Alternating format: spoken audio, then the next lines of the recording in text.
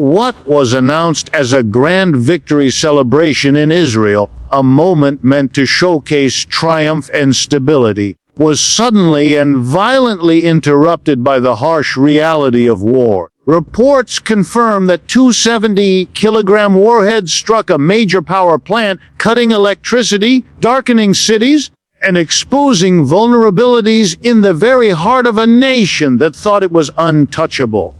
And so, I ask you, what does it mean when the lights go out during a victory parade?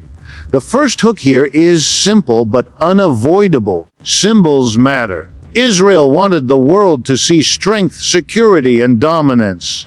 Instead, what the world witnessed was fragility. A high-tech nation heavily militarized, backed by billions in U.S. aid, suddenly silenced by a strike that ripped through its infrastructure. A celebration of power turned into a reminder of weakness. This is not just about military exchange. This is about the political message that power is never absolute, that dominance is always contested, and that even the strongest states can be humbled. When a nation declares victory, it seeks not just to mark a military achievement, but to project an image of strength, resilience, and permanence.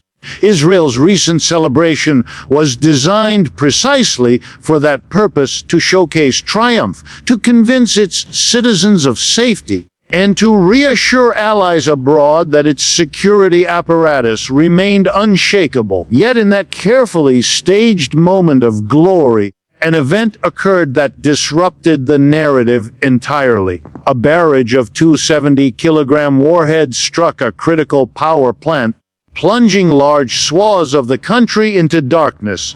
Suddenly, the victory that was meant to symbolize dominance was overshadowed by an image of vulnerability, and the illusion of absolute security shattered before the eyes of the world. This is not just about missiles and explosions. This is about the power of symbols, the cracks in state narratives, and the sudden transformation of triumph into fragility. What gives this moment its extraordinary significance is that it collided directly with the imagery Israel wanted to project. Victory celebrations are not spontaneous. They are staged to send a message to both domestic and international audiences. Lights, parades, speeches, and media coverage all work together to reinforce the idea that the state is in control. But in politics, symbols can backfire, and this interruption revealed how thin the line between control and chaos can be.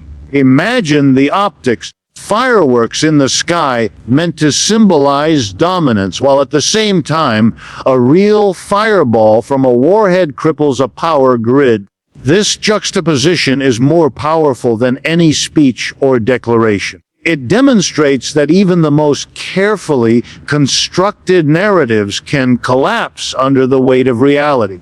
The hook here. The reason this moment matters beyond the battlefield is that illusions are fragile things. A single event can puncture the image of strength that a government spends years and billions of dollars trying to build. Israel is not merely a nation with weapons. It markets itself to the world as an impenetrable fortress, a model of high-tech defense, a symbol of Western-backed military superiority in the Middle East. But what happens when that fortress flickers into darkness?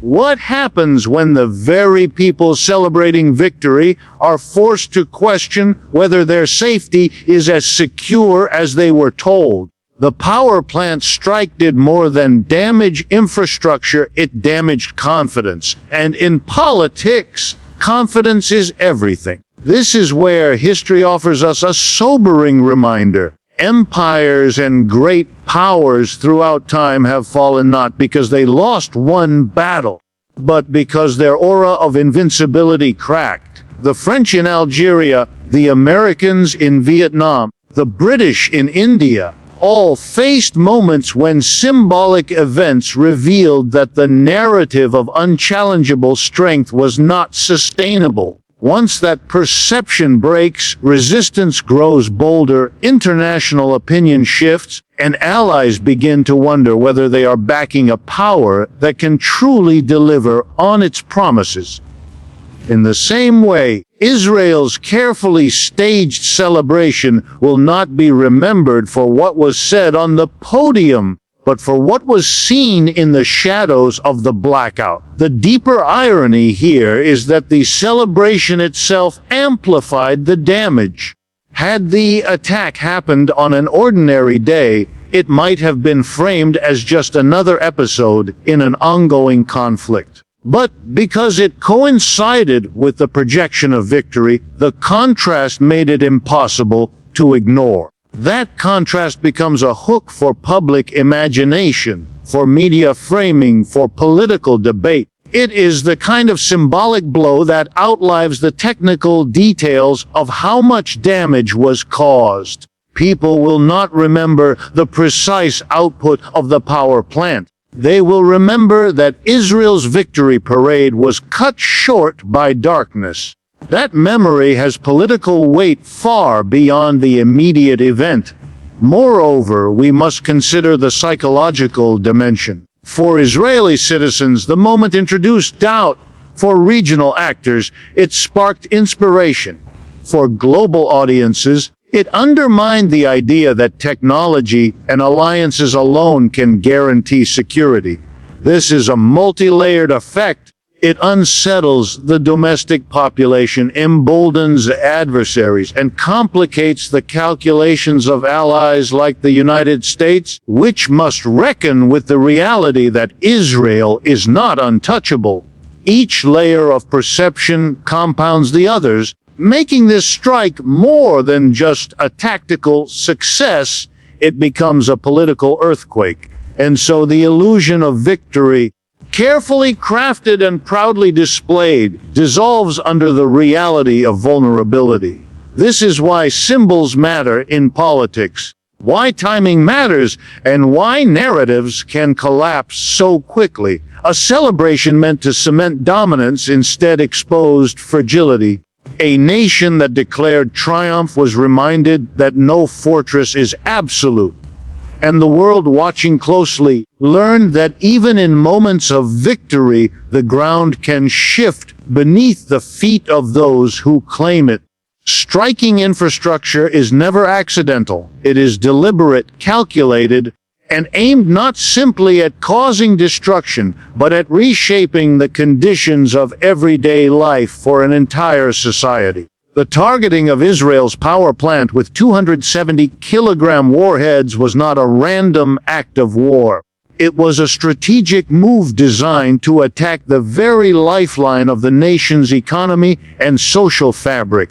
Unlike conventional military operations that focus on enemy soldiers or bases, this strike went straight for the arteries that keep the state functioning: electricity, energy, and power. The blackout that followed was more than an inconvenience. It was a weapon in itself, one that transforms ordinary civilian life into a theater of war. The hook here is simple but devastating. When the lights go out, fear grows, systems collapse, and a sense of security evaporates far faster than any missile strike on a battlefield could achieve. Electricity is not just a modern convenience, it is the backbone of every essential service. From hospitals running life-saving equipment to communication systems connecting military command centers, from water treatment plants to factories, everything depends on steady, reliable power. By targeting a power plant, the strike ensured that the disruption extended far beyond a physical location. It rippled across neighborhoods, into homes, into institutions, and into the daily routines of millions. When ordinary families sit in the dark, unsure of when the power will return, they feel firsthand the vulnerability of the state. And that vulnerability magnified across an entire population, is a powerful weapon in the political and psychological dimensions of war. The calculated nature of this attack lies in its ability to multiply costs without requiring constant strikes. A single blackout has cascading effects. Consider the hospital that loses electricity and has to switch to backup generators, consuming precious fuel and risking patient safety. Consider the financial sector, where servers, stock exchanges, and digital networks rely on uninterrupted power. Even temporary outages can cost millions in lost transactions.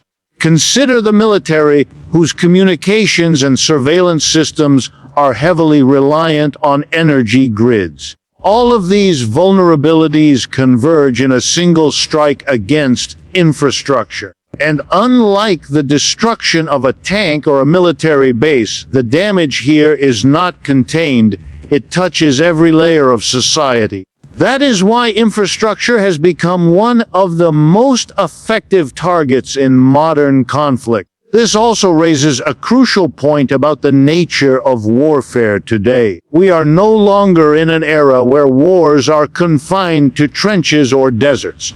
They are fought in cities, on power lines, in cyberspace, and through supply chains. By hitting a power plant, resistance forces are signaling that they understand this shift. They are not merely reacting to military provocation, they are waging a broader kind of war, one that seeks to undermine the economy and the daily functioning of life itself. This is the new battlefield, and it is far more destabilizing because it leaves no citizen untouched. The hook that keeps drawing our attention is that wars are no longer about armies clashing in isolation. They are about societies under siege in every aspect of life. For Israel, which prides itself on technological superiority and advanced defense systems, the blow is even more symbolic. Billions are spent on missile defense shields, drones, and cyber capabilities, yet the blackout demonstrates that all of these systems can be bypassed with one well-placed strike. It highlights a paradox. The more a nation invests in military dominance, the more devastating it is when its civilian infrastructure is shown to be defenseless. A blackout does not only disrupt daily routines, it undermines faith in leadership, weakens the morale of citizens, and shows adversaries where the pressure points truly lie. This symbolic victory becomes just as important as the physical destruction itself. Internationally, the optics of such a strike ripple far beyond Israel's borders. Allies are forced to ask themselves how secure Israel really is if a single strike can silence its power grid. Enemies, on the other hand, are encouraged by the demonstration of vulnerability, emboldened by the evidence that advanced militaries are not immune to simple but effective targeting of infrastructure. The perception of invulnerability, which Israel has cultivated for decades, becomes harder to sustain when images of darkened cities circulate around the globe. The message is clear. Technology cannot shield a nation from the strategic logic of asymmetrical warfare. What makes this moment even more powerful is the psychological toll it extracts. A blackout is not just the absence of light, it is the absence of normalcy. It generates fear, uncertainty, and a gnawing sense that control has slipped from the hands of those in power. Citizens question whether the government can protect them, whether the military can truly defend them, whether the future they are promised is as secure as it seemed. This erosion of confidence is as much a weapon as any missile. It destabilizes from within, creating cracks that no air defense system can repair. And so, the strike on infrastructure becomes not only a tactical success, but a strategic reshaping of the conflict itself. A reminder that in modern warfare, Darkness can be more powerful than firepower. Political narratives are as critical to warfare as tanks, missiles, and soldiers. A nation at war does not fight only on the battlefield, it fights in the arena of perception, legitimacy, and storytelling. Israel's leaders, in staging a victory celebration, were attempting to send a carefully crafted message both to their own people and to the world that they had prevailed, that their defenses were unshakable, and that their security remained intact. Yet the interruption of that very celebration by warheads striking a power plant tore through the storyline like a knife through fabric. What was meant to be a display of dominance became instead an exposure of fragility, and with it, the credibility of the official narrative began to unravel. The hook here is unmistakable. When the story no longer matches the reality, people stop believing, and disbelief is a far more corrosive force than any military defeat. The legitimacy of state power often rests less on what is actually true and more on what is perceived to be true. Governments know this, which is why so much effort is devoted to ceremonies, speeches, media coverage, and symbols. A victory celebration is not about military statistics. It is about the imagery of triumph, the reassurance of the public, and the signaling to allies and adversaries alike. But when missiles interrupt the moment, the narrative of unassailable strength collapses. Instead of an image of unity and invincibility, the world sees confusion, vulnerability, and humiliation. The juxtaposition of a celebration and a blackout is more damaging than a battlefield loss precisely because it reveals that the state cannot control its own story. This is not a new phenomenon in history. Great powers often stumble not because they lack resources or weapons, but because they lose control of the narrative. The United States declared mission accomplished in Iraq, only to see years of insurgency undermine that claim. The Soviet Union celebrated victories in Afghanistan while its soldiers faced relentless resistance that told a different story. Israel now finds itself in a similar position. It declared victory, but the events on the ground told the world otherwise. That contradiction creates a vacuum where alternative narratives flourish, narratives of resistance, defiance, and resilience. And once those alternative stories gain traction, it becomes harder for the dominant power to reclaim the moral or political high ground. The deeper danger lies in how this erodes trust among Israel's own citizens. When leaders say the nation is secure and untouchable, but citizens watch the lights go out and hear the explosions in the distance, doubt creeps in.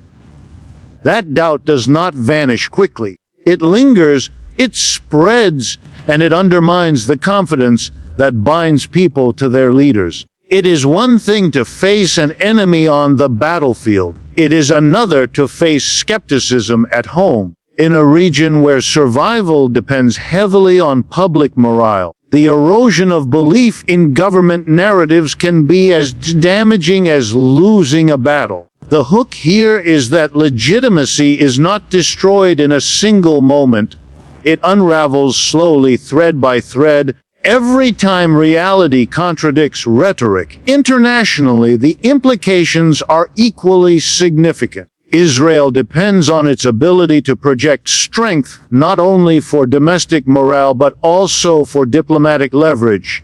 Its allies, particularly the United States and European partners, justify their support on the grounds that Israel is a reliable and capable defender of its own security. If the power plant strike demonstrates otherwise, if images of darkened cities begin to dominate global headlines, then the narrative of Israel as an unshakable fortress weakens.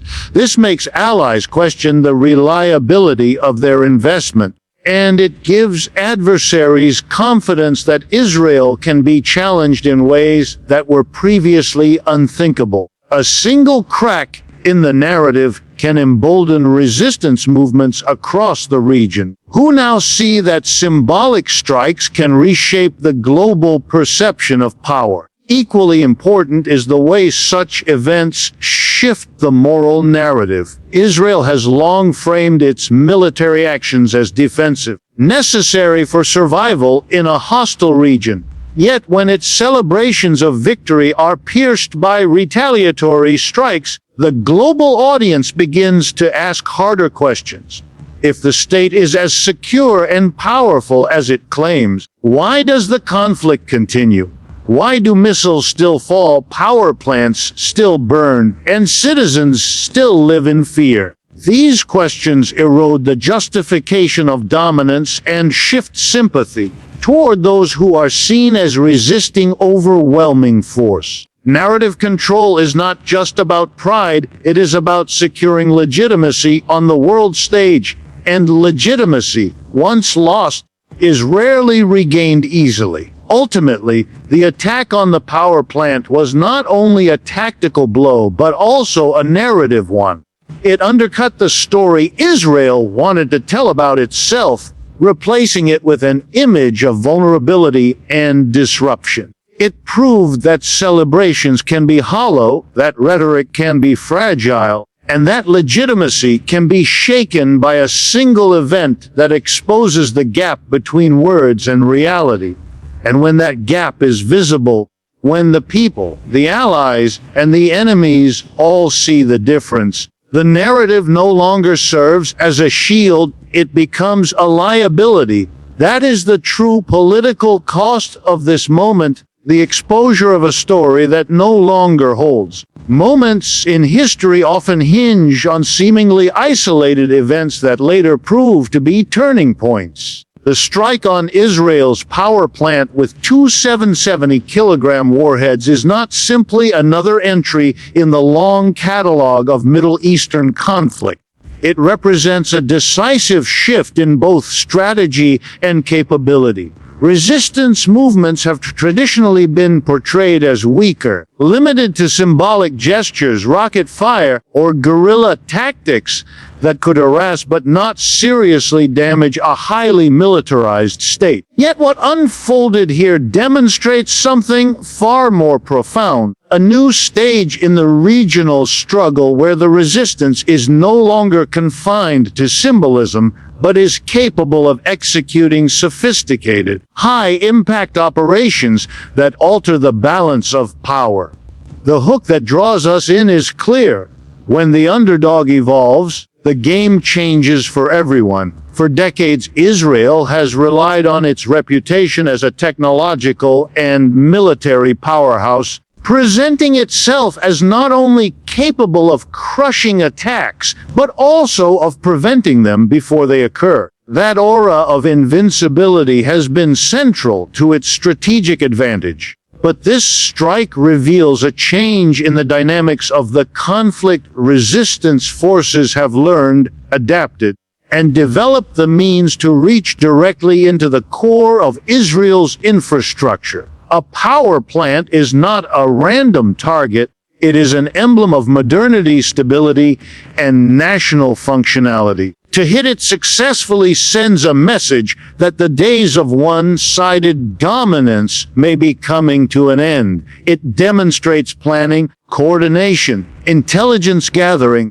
and technological capacity that many once believed were far beyond the reach of non-state actors or regional opponents. What makes this moment so important is that it shows the evolution of warfare itself. No longer is this about sheer numbers of soldiers or the size of an arsenal. It is about precision, psychological impact, and symbolic weight. The blackout in Israel was not only a tactical victory, but a statement. Resistance movements are not standing still. They are innovating, identifying weaknesses, and striking with strategic intent. That shift is unnerving for Israel and its allies because it means that the conflict is entering a phase where traditional deterrence may no longer guarantee safety. The hook that cannot be ignored is that when resistance gains sophistication, the balance of fear begins to tilt, and that tilt reshapes politics, diplomacy, and public opinion across the region. For the wider Middle East, this event reverberates as a sign of empowerment. Resistance groups in Lebanon, Palestine, Yemen, and beyond will see this as proof that Israel's most sensitive points can be reached. This alters calculations dramatically. It is no longer about survival against overwhelming force. It is about the possibility of shifting the conflict toward parity, however limited. In international politics, perception is power. Even if the strike did not cause permanent or crippling damage, the mere fact that it happened transforms the psychology of the struggle. It shows that no state, however advanced, is beyond reach. And once that perception spreads, it becomes a tool that resistance movements can wield in recruiting, in propaganda, and in negotiating their place on the regional stage. There is also the global dimension to consider. For decades, Israel has positioned itself as the unassailable bulwark of Western interests in the Middle East, the fortress state guaranteed to hold the line. But when its infrastructure can be hit so directly, questions begin to emerge in Washington, London, and Brussels. If Israel cannot protect its own power plants during its own victory celebrations, how reliable can it be as a partner in ensuring broader regional stability? Such doubts do not remain confined to private discussions. They leak into public discourse, media framing, and political debates, subtly shifting the landscape of alliances and expectations. This is how a single strike becomes a turning point, not just in military terms, but in diplomatic ones. For the Israeli public, the implications are equally unsettling. The narrative of safety and superiority has long been a cornerstone of the national psyche. People are asked to endure long conflicts on the promise that their government can guarantee protection and ultimately deliver victory. But when resistance can pierce that shield, when darkness falls on cities during a celebration, it raises uncomfortable questions. Can the state truly protect its people? Is technological superiority enough? Is there a new phase of conflict where the old assumptions no longer apply? The seeds of doubt planted by this event will grow in ways that cannot easily be controlled. This is why the attack resonates as a turning point. It is not just another blow exchanged in a cycle of violence. It is a demonstration that resistance has matured into a force capable of challenging not only Israel's defenses, but its strategic narrative. It signals to the region that power is no longer monopolized by one side, and it signals to the world that the conflict is evolving into something that cannot be explained away by old frameworks. And in that evolution lies the potential for profound political shifts, the kind that redefine what victory and defeat mean in the 21st century battlefield. So let us close with this thought. We are not witnessing just another battle. We are witnessing a transformation, a moment where resistance strikes at symbols, where the imbalance of power is challenged not only with weapons, but with narrative. Israel's celebration was interrupted not only by missiles, but by reality. And the reality is this: you cannot celebrate victory when your own power grid collapses under the weight of war. History will remember this not as a night of triumph, but as a night of reckoning. Thank you.